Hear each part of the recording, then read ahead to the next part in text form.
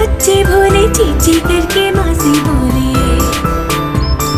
चिड़िया के दो बच्चे भोले, चींची करके माँ से बोले। माँ क्या हम भी पर फैलाई, झटपट उड़कर नीचे आई। चिड़िया बोली भोले बच्चे अभी तुम्हारे पर है कच्चे।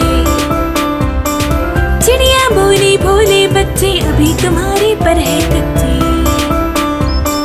तुम मन को मजबूत बना लो, फिर उड़ दुनिया